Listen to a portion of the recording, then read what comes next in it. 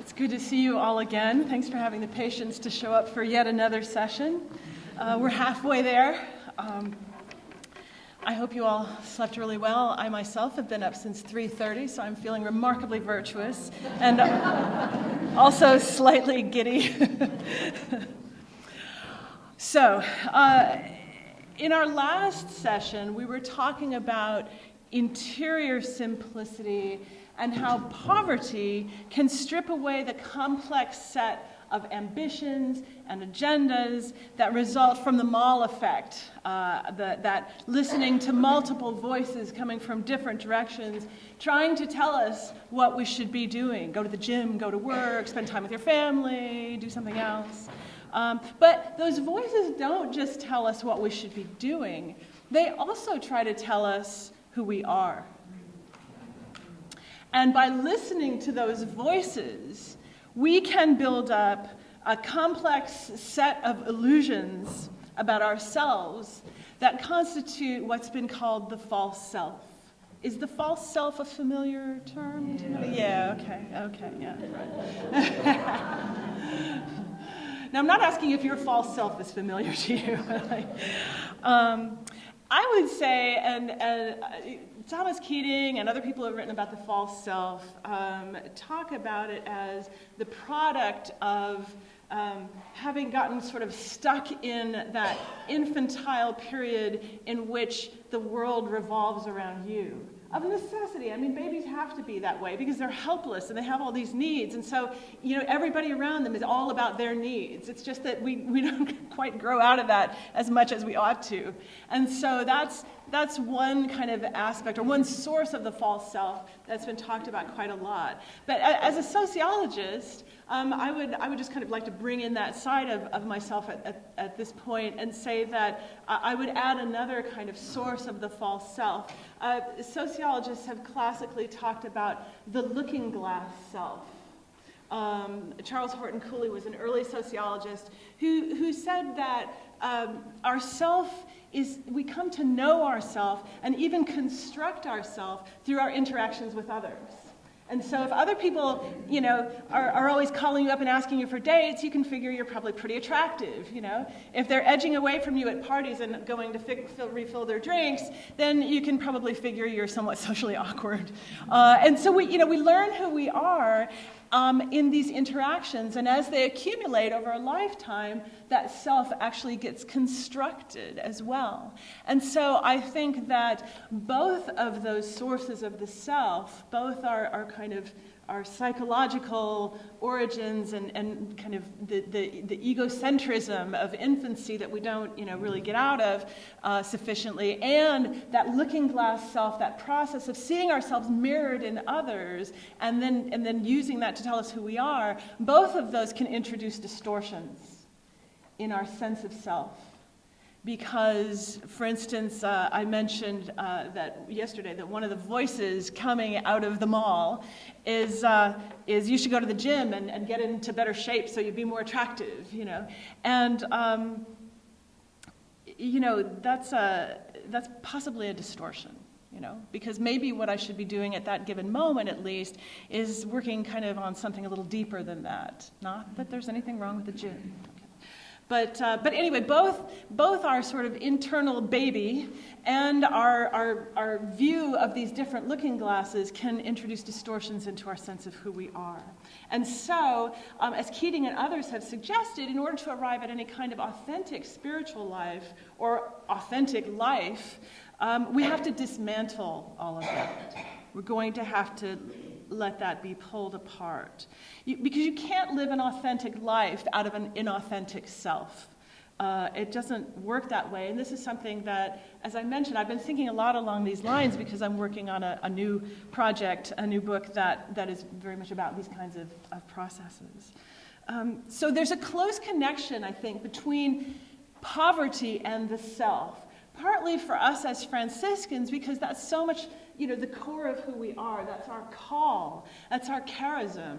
And so that sense of poverty as being kind of a core part of our spiritual identity, for us as Franciscans, that's true. But also as Christians and even as humans, all of us need, we have this common need to be disabused of the kinds of illusions that I've been talking about that make up the false self, so that we can get on with the business of becoming who we really are. So there are probably a lot of ways to do that, and a lot of ways to kind of try to get to a more authentic self. But I think poverty might be the shortest distance between those 2 points. And I know this because Ilia Delio said so. If you don't know her, give yourself a good experience and get one of her books immediately and read it. But in her book, Franciscan Prayer, she says the following. When I ask the question, who am I begin a life of poverty. Because the answer is one of radical dependency. I'm not the source of my own life. Rather, I come from God and belong to God. I'll give that to you again. When I ask the question, who am I begin a life of poverty. Because the answer is one of radical dependency. I am not the source of my own life. Rather, I come from God and belong to God. So if we want to live our Franciscan call to simplicity, Delio is saying we have to wrestle with this fundamental question, who am I? So maybe you're wondering if this question is all that fundamental. I mean, after all, doesn't humility kind of involve a certain amount of self-forgetfulness? C.S. Lewis said something like, humility isn't thinking less of yourself, it's thinking of yourself less. So it might be kind of tempting at this point to say, this is a lot of navel-gazing, let's get on with the actual practice of simplicity. And we will get there, I promise. But we need to get more acquainted with our navels first, sorry. But there's a lot of truth in what Lewis said. But I want to use two examples that I think show how and why this question of identity is so important to our practice of simplicity. So let's start with Blessed Father Francis. Picture him in the moment on the mountain on Alverna. It's about 2 years before the end of his life. A climactic moment in an intensely spiritual life.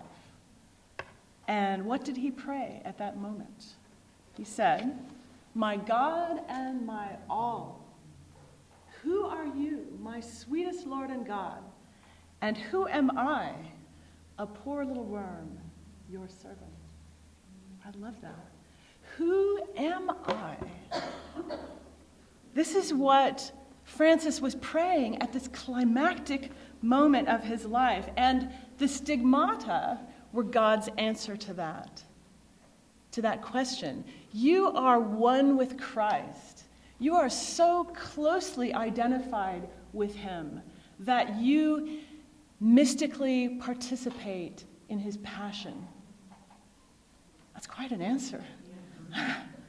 And it doesn't really matter for our purposes what you think actually happened there, whether you believe that the stigmata actually appeared in the flesh, or whether you think something else really strange happened. Whatever the case, the point is that it's highly significant to me that Francis was asking that particular question at that particular moment in his life. I mean, think about all that he had been through and where he was at that moment. I mean, he'd renounced everything. He'd held nothing back. He'd given it all. He'd had this huge rift with his father, which, as far as we know, was never healed. He started this movement which was sweeping across Europe, being very successful, and yet he'd lost control of it. And he knew that his health was breaking down and his time was running out. So a moment like that kind of pushes you back to basics. It's sort of a fish or cut bait moment. And so Francis had said earlier, what a man is before God, that he is and nothing more. And so I think on the mountain, in that moment of total humility and surrender, he learned what he was before God in a pretty dramatic way. Do you think that mattered? Do you think it changed him? I think it mattered. It mattered enough to become kind of one of the big stories of Franciscan lore. It's the one that we go back to a lot. And I think that answer of the stigmata, whatever it was, whatever actually happened, I think it was definitive. I think it really must have seen Francis through the rest of his life to the end. Second example, and here I want your help. Do you get the impression that Jesus took the question of identity seriously? What evidence do we have for that? Just sort of like flip through the Gospels. What evidence do we have for that? Who do people say that I am? Who do people say that I am? Right. So, what was the answer? This is a test. Sorry? There were multiple answers. Okay. What's the answer that... Yes, okay, so what were the multiple answers? Some say Elijah, some say one of the prophets. So people kind of rolled around, but then what was the definitive answer? Peter's answer. Peter's answer, right. So you are the Christ, the Son of the living God. Right. Was that the right one? Well, what was his response to it? What did Jesus say to Peter afterward?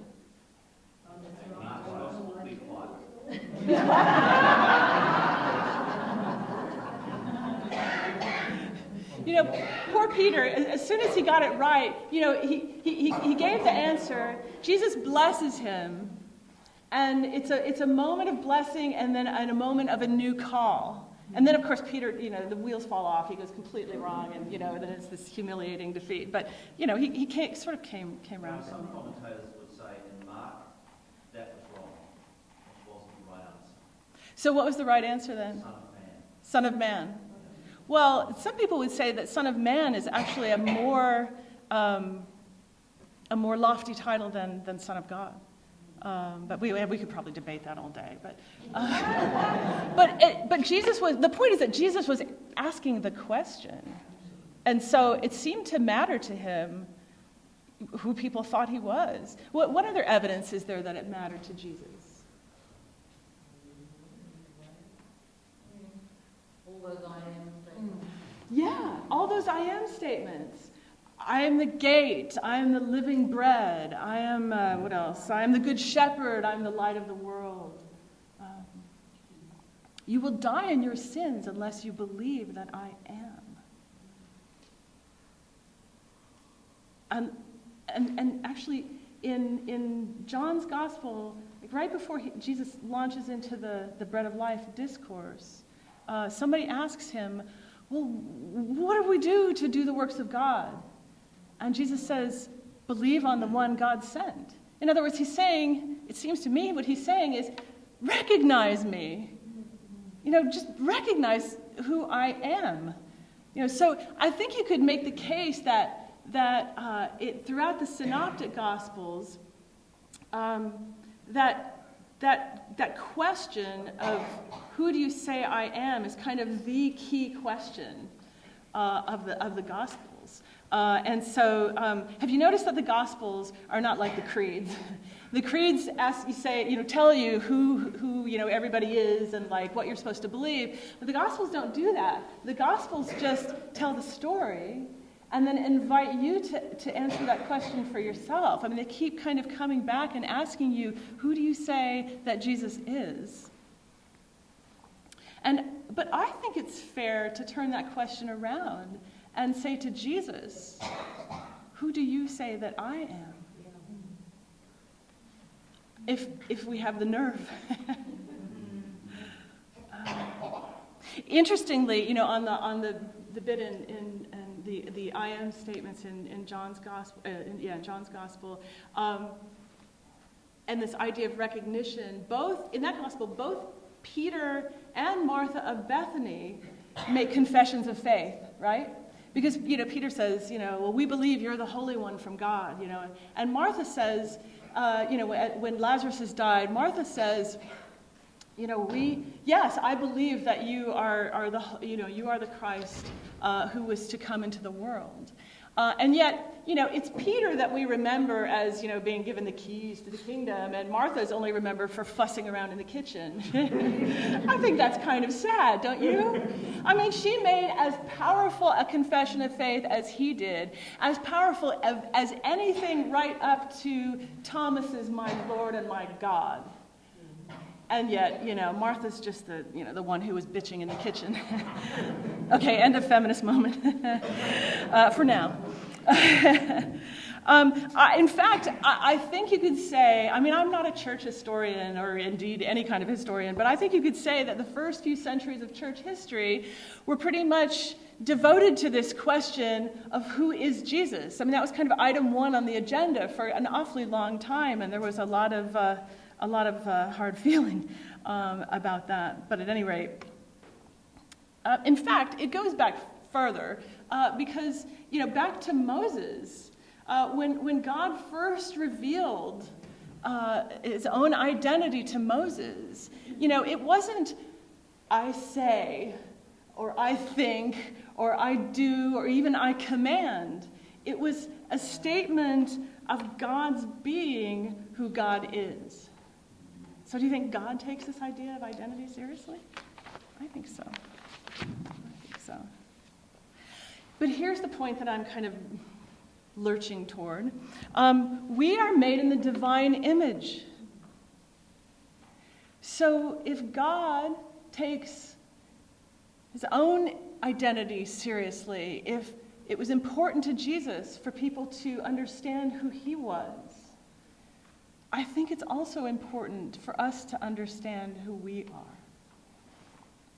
Because this is core. It's out of this sense of self that everything else flows. And I think if we don't clear away all those complex Byzantine layers of junk that build up over that core self, that pristine self, the real us, then our lives will constantly be burdened by illusions about who we are and false imperatives about what we're supposed to be doing. So this is key. It's kind of like you get this part right and the rest will follow. So that intensity of focus that I spoke about yesterday, I think it was, that has been characteristic of all the saints, that intensity of focus, that true humility, we'll never have any of that until we know who we are before God.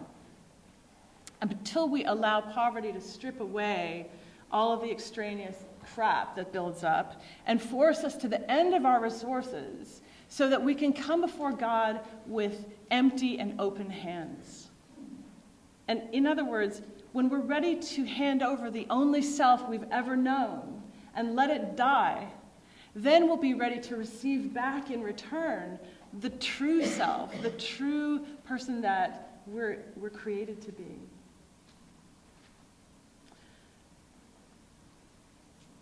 And then we can live from that self authentically.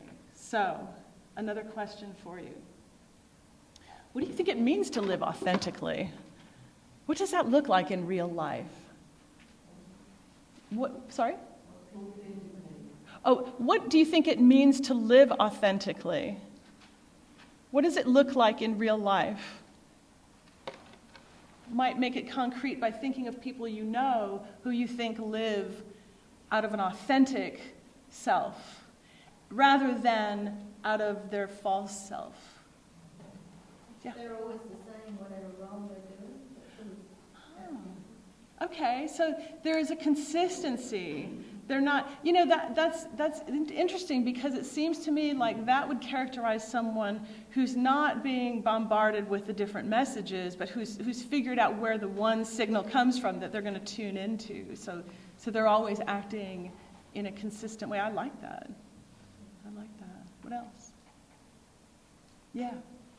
They pray and be joyful because they're not going to come to everybody else. So they're not so burdened about trying to please other people or conform to expectations. So there's a freedom about them. Yeah, it's true. Someone who's at peace with themselves. So do you know anyone like that? Okay, so give us an example of what that looks like kind of, in real life. Someone who doesn't get ruffled by anything. Whether we look at it as something that might be good or bad, they're not ruffled by it. Mm-hmm. Mm-hmm. Serene, huh? Yeah, that's my ambition. Well, I think, in my best moments, the moments when I get closest to that, I mean, that's, I've already said that's my big ambition, and I'm a long way from realizing it. But when I'm closest to that, I think the reason is that I've come to realize that when I'm face to face with Christ, then it's impossible not to believe what Lady Julian said, that all will be well. When you're there, when you're in that presence, it's just impossible to doubt that. And then you can be unruffled, but, much of the time I'm just, not quite there. What else do you think about living authentically? I've been really I'm really asking you this, not because I know, but because I've been thinking about this question for a while, and it's a tough one. Honest? What we see is what we get. So in practice, what does that look like?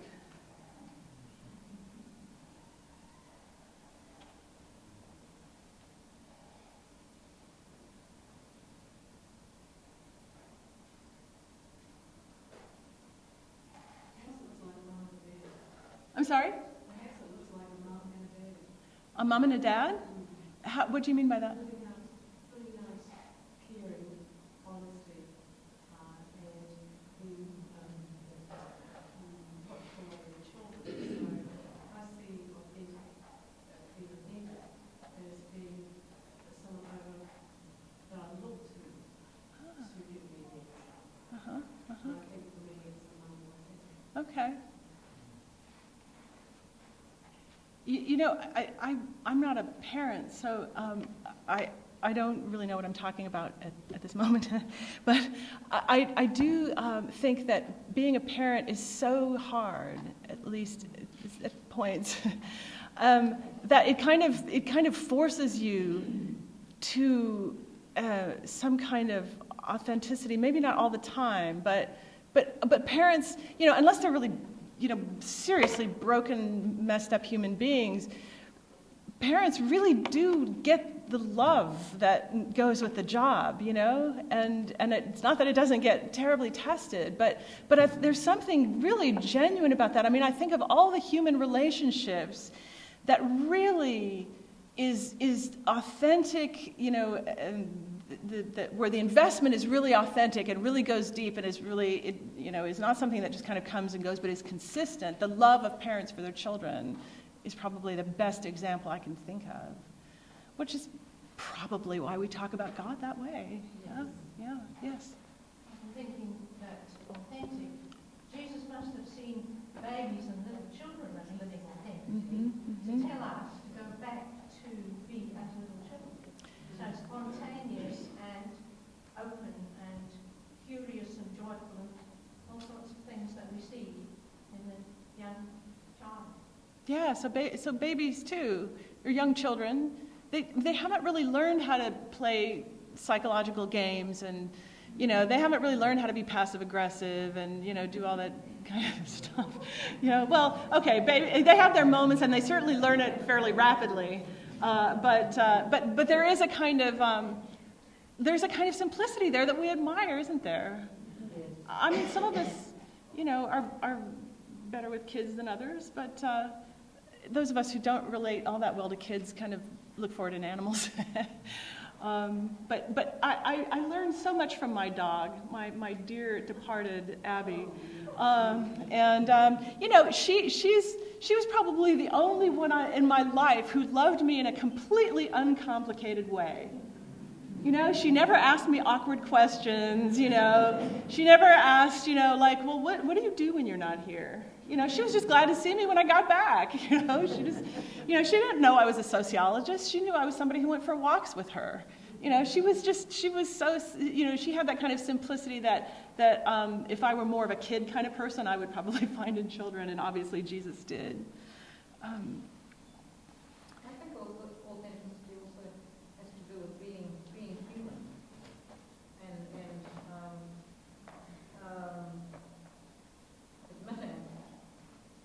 that you are human, and as you've said, depending on God to transform you, but knowing that you're a long way from what God is planning for you yet. And admitting your mistakes and saying, I blew it, sorry Lord, sorry everybody. Just like what you said yesterday, at the end of the day, oh well. Well, yeah, right. It occurs to me as you're saying this that what I'm calling authenticity is maybe one way of seeing it is it's kind of the opposite of pride, because pride is having this sort of illusory self that we put forward, to the world or even to ourselves about who we are. Keeping the mask on, yes. Always playing the part through the mask and playing multiple roles, with multiple masks and so on. And so, but one thing that makes me think of is the fact that, pride, there's two versions of it. And there's the kind we typically think of, which is I'm all that, and you should admire me.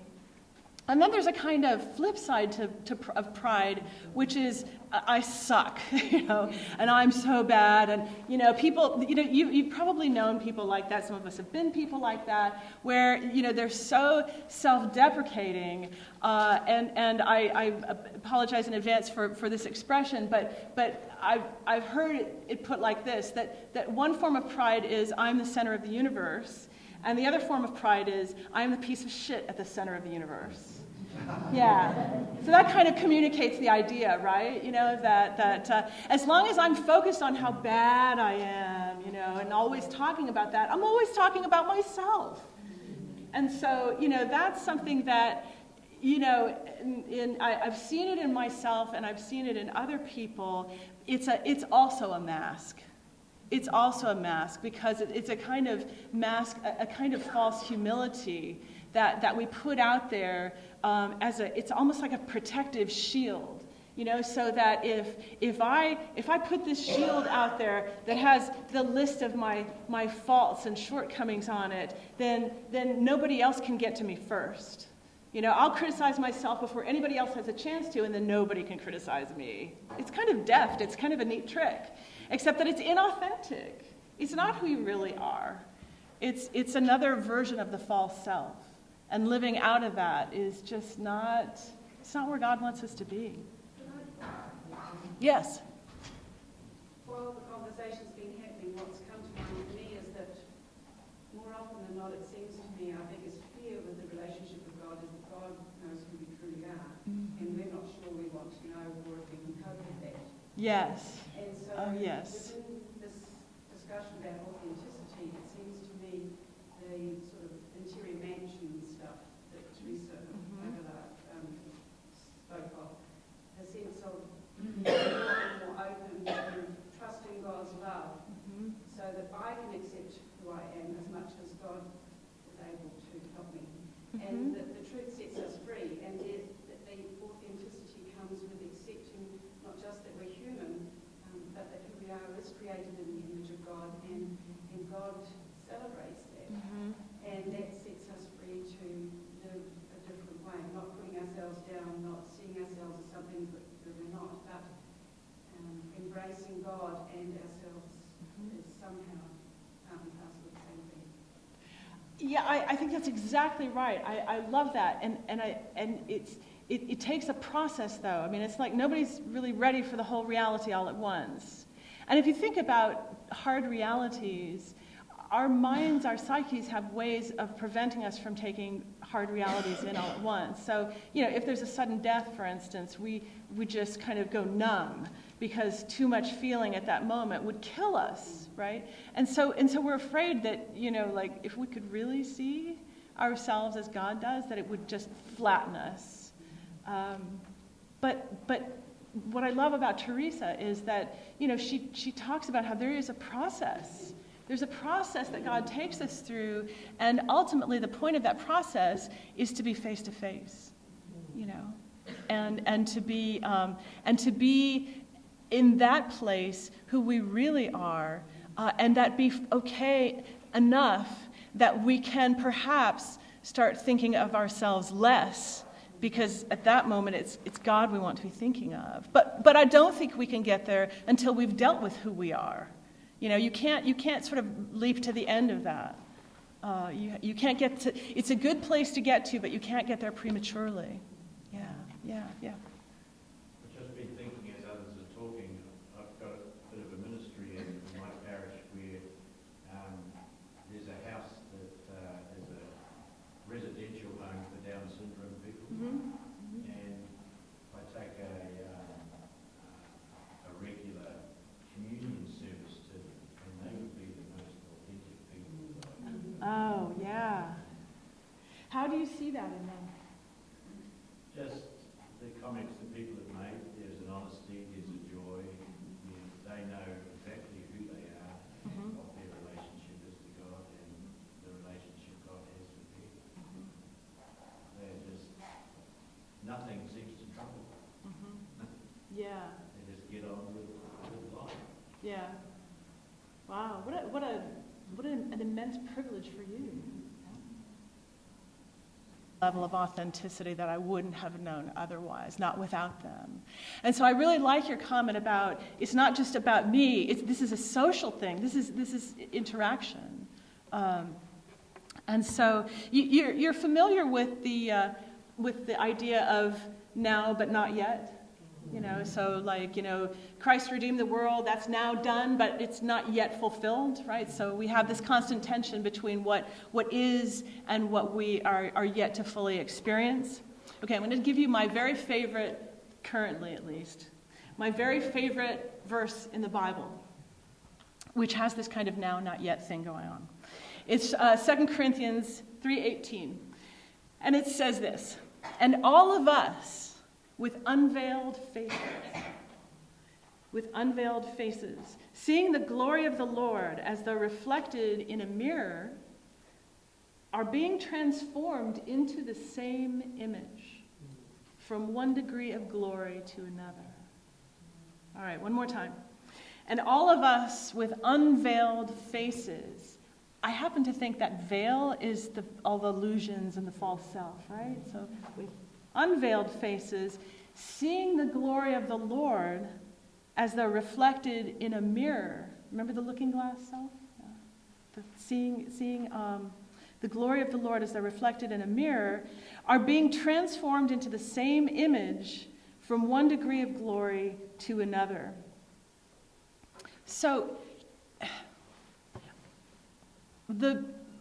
I spoke of that who do people say that I am question of Jesus as kind of this climactic point in the synoptic gospels. I think I did.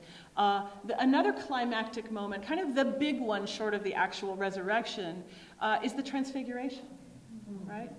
And the point of that was for Jesus to take his closest friends and show them who he really is. And although maybe the others weren't quite ready for that yet, eventually they would see it through them, and we would as well. And so the transfiguration was Jesus saying, it's important to me that you see who I really am. And so get ready, because I'm going to show you, and it's going to blow you away. But it also shows us something of who we are. Who we are on our way to becoming. Because what else does being Christ-like mean than becoming like Christ, right? And so that verse that I shared with you, that we are also being transformed into the same image from one degree of glory to another, I believe that when we look at the transfigured Christ, we see our own destiny there. Our authentic self. But, of course, here's the thing. We're not yet that. mean, most of us can look at our own lives and see that we're not yet that. However, here's a critical point that I think oftentimes people don't really think of. Okay, if we are on our way to becoming images, as in a mirror, images of the transfigured Christ, if we are on our way to that kind of glorified existence, we will see that eventually. But God is not in time. God is not stuck in time. And so if we are on our way to becoming that, then that is already a reality that's present to God. And God can relate to us as if we were already there, because that reality is already present to one who inhabits eternity. So, God can relate to us on those terms.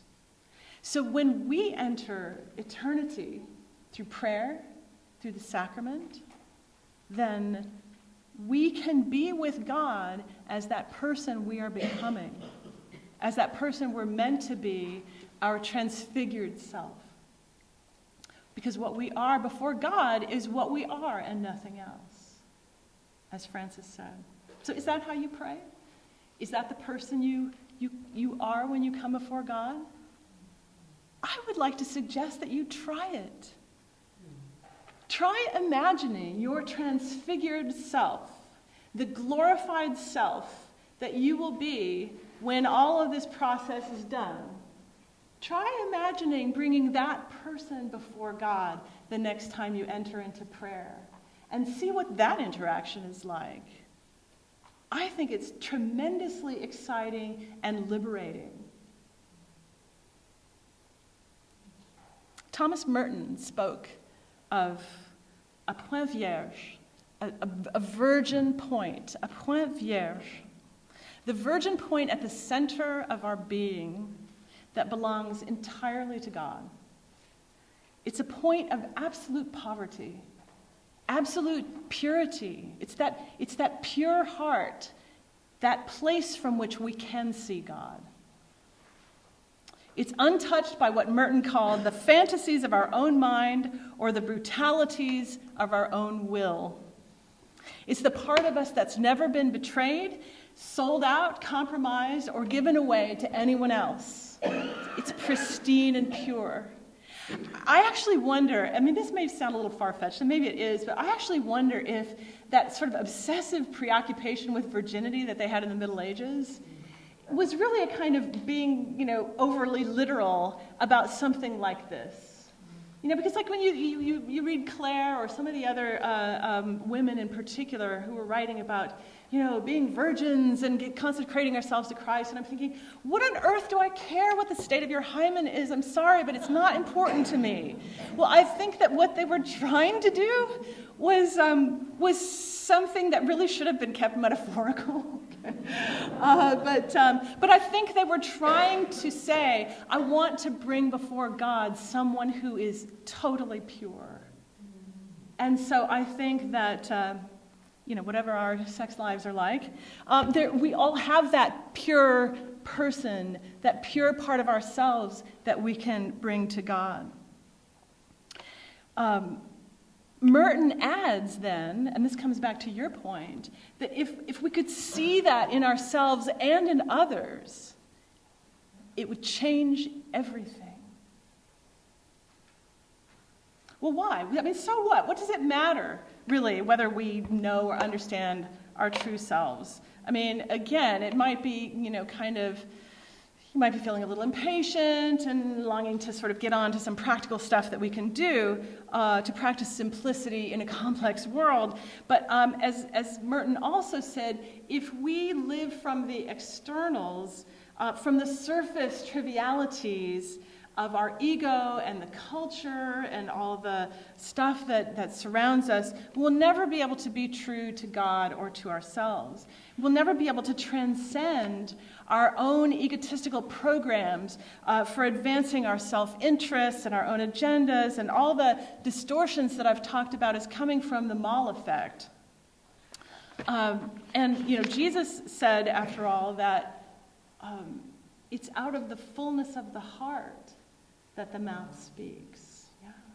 So it's out of what's interior that our actions come. And so if we don't get the fullness of the heart part right, then the mouth is going to be speaking all kinds of BS. And we're not going to be able to control it because we're finite and not powerful. But so that's why we have to be willing to subject ourselves to the kind of cleaning out process that I was talking about yesterday, that process of impoverishment that strips away all that extraneous junk and brings us to a point where we're ready to accept what God has got for us. This is a lot to think about. But I think that Rowan Williams' book, Silence and Honeycakes, can help us again. So I want to give you another quotation out of that. And this is something that I love, and I come back to it all the time. So here he is. God made all things by an act of self-communication.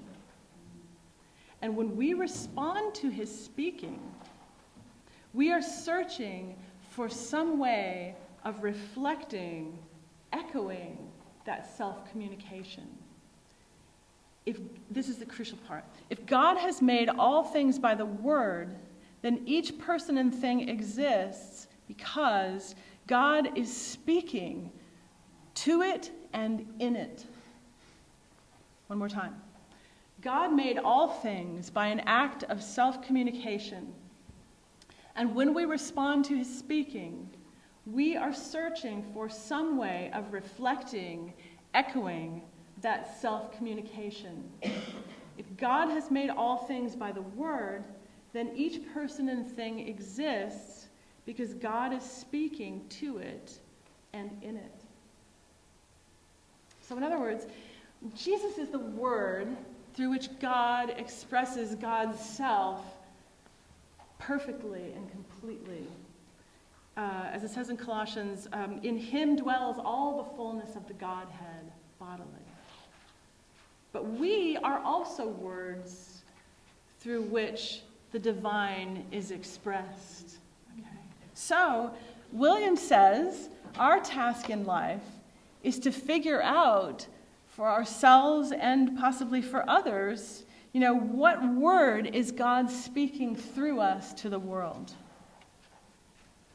And if we figure that out, then we'll know who we are and what our task is.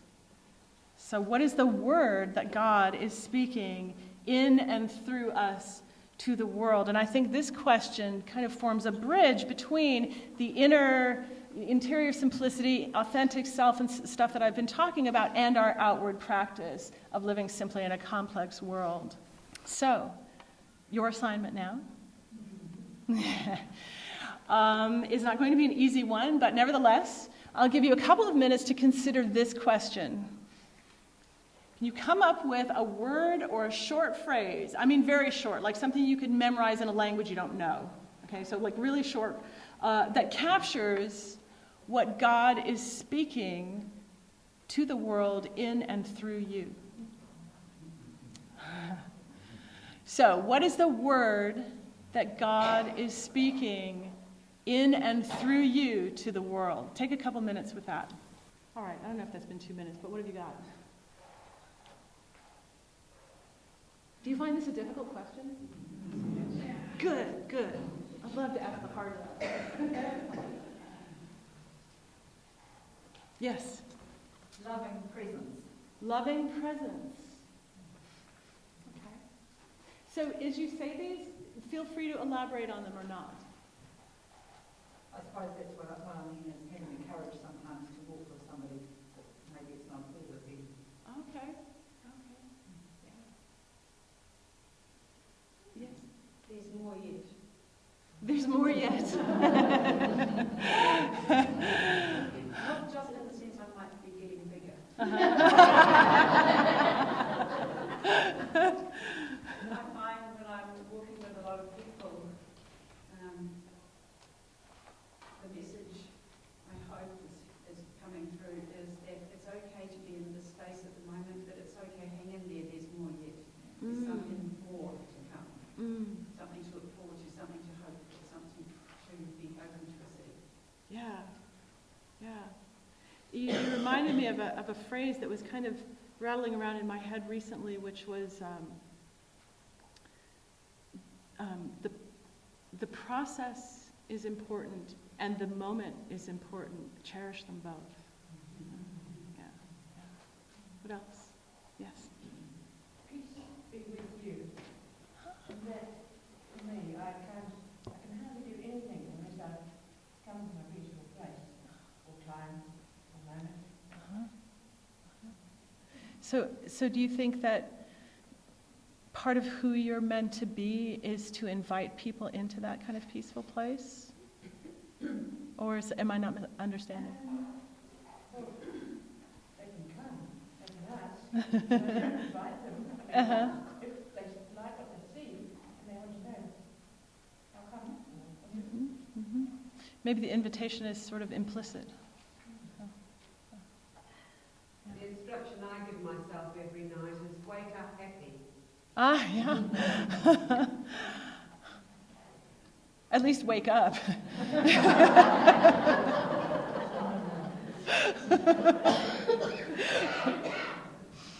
I'd settle for wake up rested at this point. No, I like that though. Wake up happy. Yeah.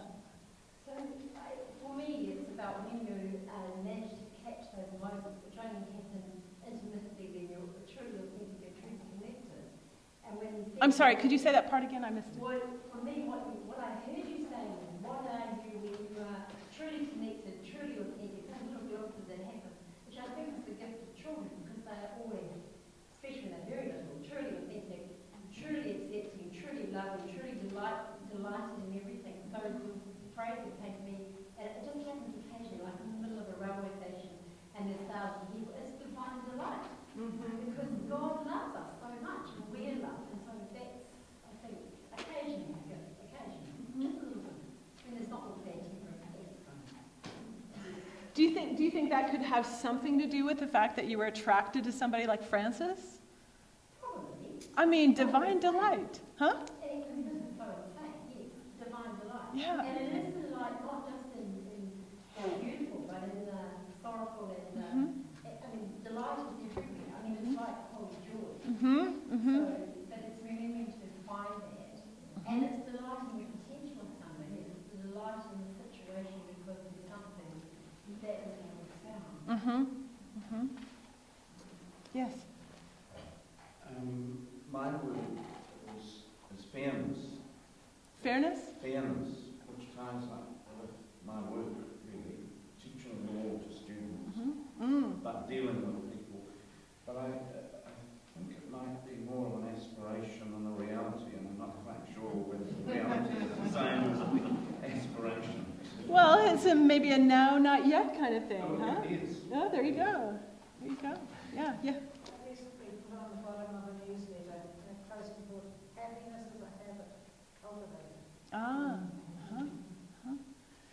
So do you think that part of what God is saying through you is to remind people to sort of cultivate happiness? The longest word in the English language. Sorry? You know the longest word in the English language? No. Smiles.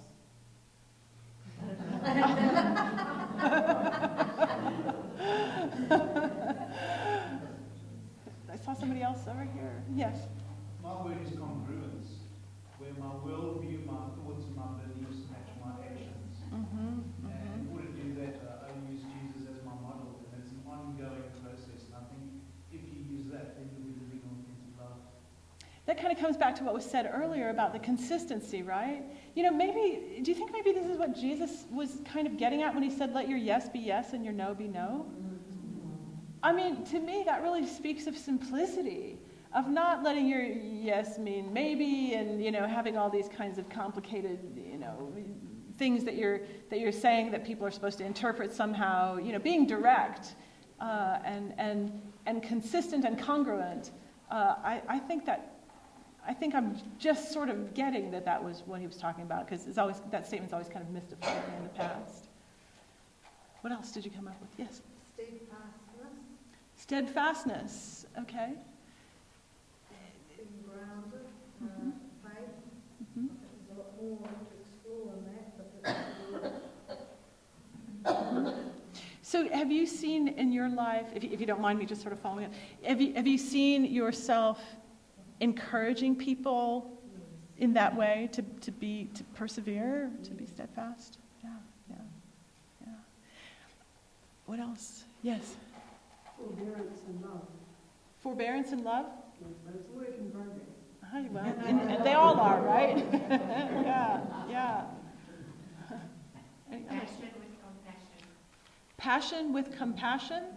Where I, For my little grandchildren. oh, yeah. They can be them. Right. There was somebody else. Yes. Listen to God and learn how He speaks to you. And learn. How He speaks to you. Oh, yeah.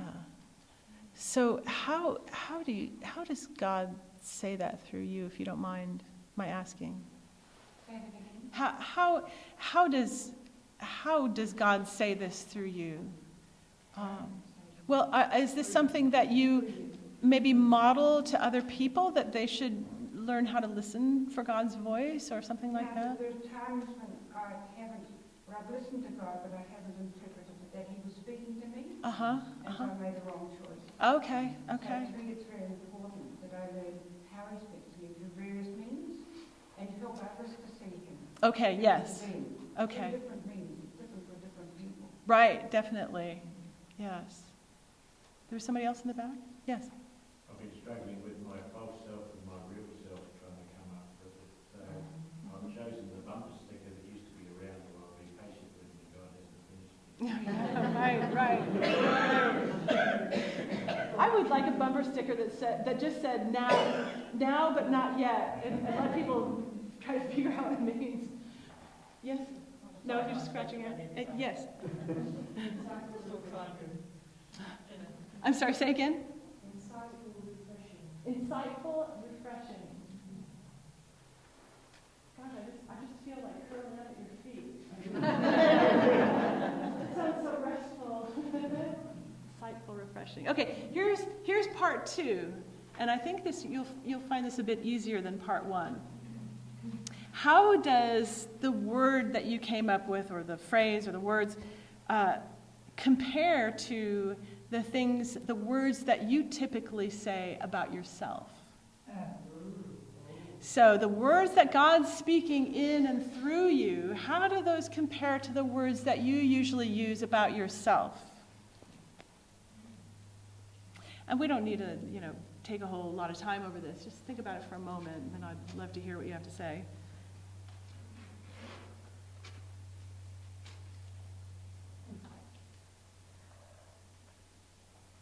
Anything occur off the top? Yes.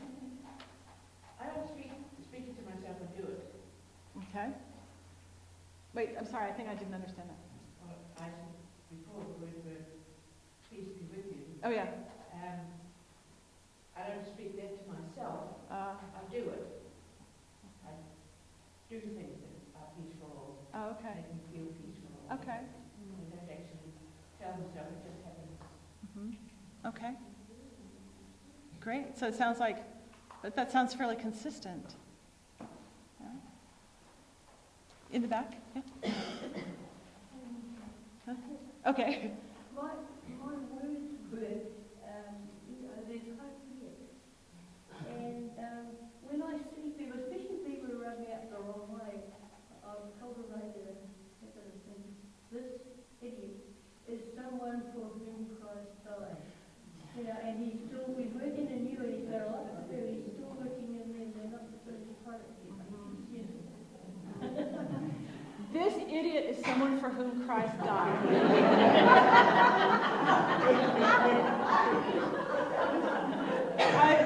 I come back to that a lot. Especially when I'm on the train, when I'm watching the news of the election, with certain students, yeah. So, yes, you had something. What I wrote down originally was encourage. And when you asked your second question, I thought, I never noticed myself as encouraging people until people started telling me that's what I was doing. And so now I think, well, if I'm doing that and people are noticing, well, God telling me to keep on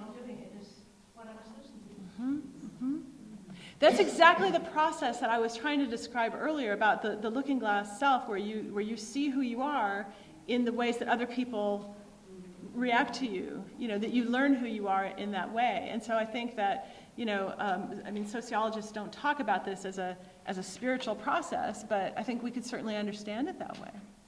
That, in other words, that it's not just a social process, but that God speaks to us in this process and tells us something about the gifts that we bring, that we might, pay a little bit more attention to. Yeah. Who else? Yes. I said loving presence, and I have to say for self, it's quite hard, so it's a challenge. Oh, I keep on waking up. Isn't that funny?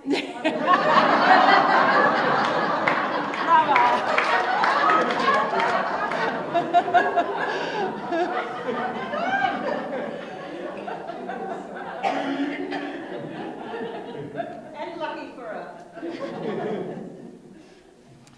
Yes. I said forbearance and love. I have 4 grandsons from 18 to 26 living in my household with me and their wife and a child and so on, and a son. And although he doesn't say that he believes what the teenagers and so on believe, they believe that when your hair goes grey, it means that your brain has run out through your ear.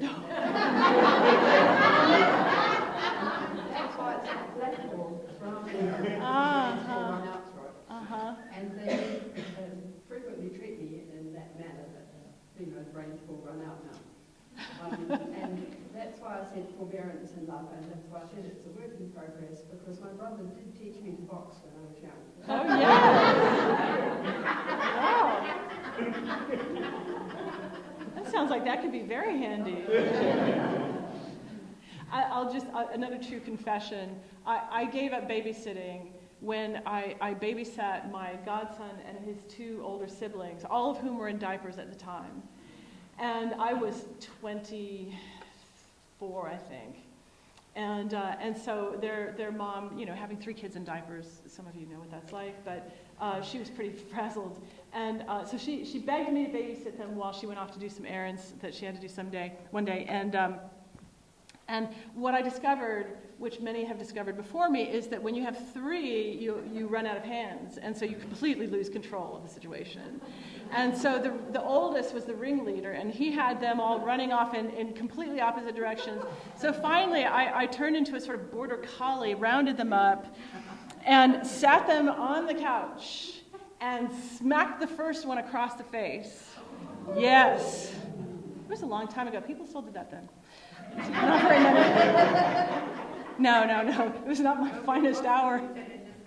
Huh? And decided that I didn't ever need to be a parent. So she came home and I said, guess what? I've decided never to be a mother. Thank you. So that whole, forbearance thing, I don't have that. I don't have that at all. Not with kids, anyway. You guys are much less brutal with yourselves than I am. I mean, my internal, monologue can have, words like stupid, why can't you keep your mouth shut? Why, you did it wrong again, you're not adequate, blah, blah, blah, blah, blah, blah. My list is nastier than yours sound. So you're all obviously way more advanced in this process than I am. But,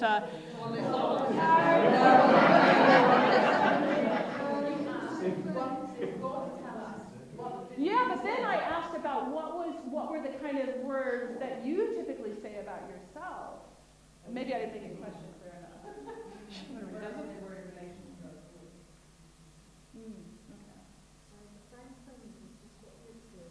You'd say the same kind of.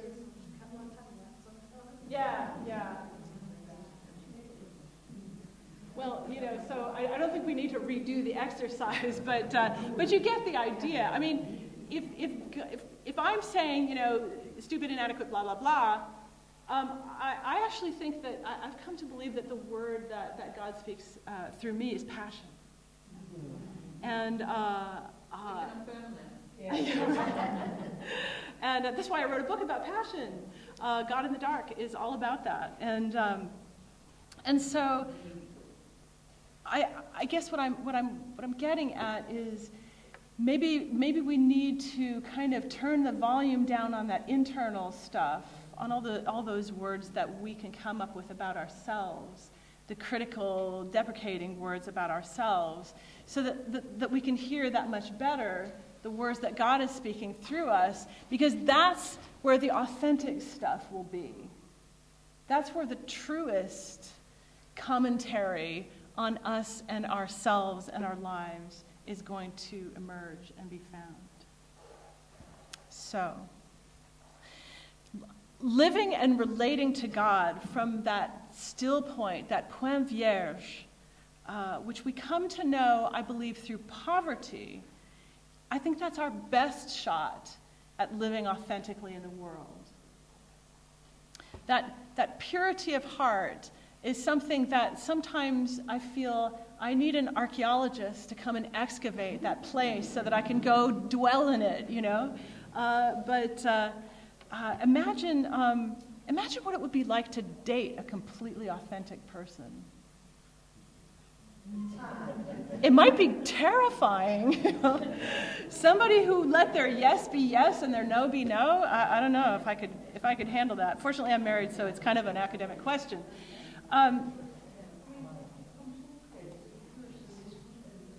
Sorry?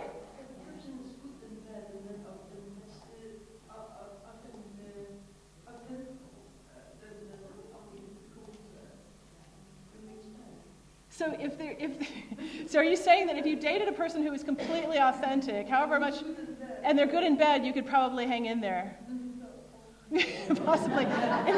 It might be worth hearing their yes and their no, you know, if they could back it up well enough. Yeah, that's an interesting take. Yeah, I like that. I might use that, actually.